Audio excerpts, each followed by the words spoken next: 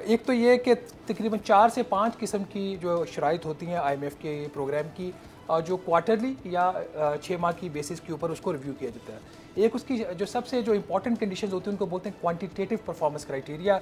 जैसे आपके budget deficit का क्या नंबर होगा, प्राइमरी बैलेंस का, जो स्टेट बैंक ऑफ पाकिस्तान के नेट इंटरनेशनल रिजर्व्स होंगे वो क्या होंगे। इस किस्म की जो शराइत होती है वो क्वांटिटेटिव परफॉर्मेंस क्राइटेरिया में आ जाती हैं, और अगर वो ब्रीच हो तो फिर उसके IMF का बोर्ड का वेवर लेना पड़ता है। फिर एक होता है कॉन्टीन्यूस परफॉर्मेंस क्राइटेरिया।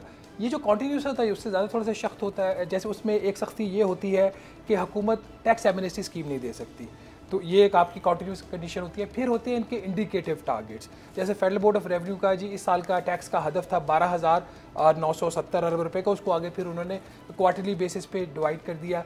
ये आपके हो गए इंडिकेटिव टारगेट्स। फिर होते हैं स्ट्रक्चरल बेंचमार्क्स। ये जो स्ट्रक्चरल बेंचमार्क्स हैं असल में जो इस्लाहात होती हैं इन बेंचमार्क्स के अगेंस्ट होती हैं। Pakistan sovereign wealth fund act था, उसको दिसंबर 2024 तक हुकूमत ने उसमें तरमीम करनी थी, नहीं कर सकी, मिस हो गया।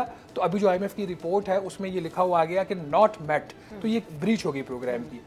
जब प्रोग्राम आगे चल रहा होता है उसको जब IMF रिव्यू करता है तो उसको रिव्यू करने के बाद 2 बुनियादी काम होते हैं। एक तो जो एग्जिस्टिंग शराइत होती हैं उसमें एडजस्टमेंट हो जाती है, जो टारगेट्स शराइत मीट नहीं होते उसमें एक्सटेंशन आ जाती है, जो हुकूमत अपनी वजह देती कि हम क्यों नाकाम रहे इसको हासिल करने में।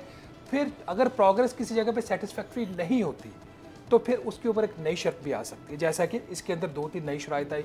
जैसे एक चीज़ जो खुर्रम शहजाद साहब फरमा रहे थे, 2-3 नई शराइत का आप जिक्र कर जी 2-3 जो, जैसे एक चीज़ थी जो सितंबर 2024 में IMF का प्रोग्राम साइन हो जाता है। अक्टूबर 2024 में जो एक आपकी आईनी तरमीम आती है जिसके तहत आपको पता है कि एक सियासी एग्रीमेंट हुआ था हुकूमत का मौलाना फजलुर रहमान साहब की पार्टी के साथ, जिसके तहत पाकिस्तान की इकॉनमी से जो सूद है उसको ख़त्म करना है, रिबा फ्री इकॉनमी की बात है। तो जब ये रिबा फ्री इकॉनमी की बात आई तो IMF ने कहा कि पाकिस्तान के फाइनेंशियल सेक्टर को इससे ख़तरा है। अगर ख़तरा है तो फिर आपको एक प्लान देना है कि आप इंटरेस्ट फ्री इकॉनमी की तरफ अगर मूव करते हैं तो यहाँ पे फिर आपको एक प्लान हमें देना है, which is new condition. Subscribe करें और बेल दबाएं ताकि कोई खबर रह न जाए।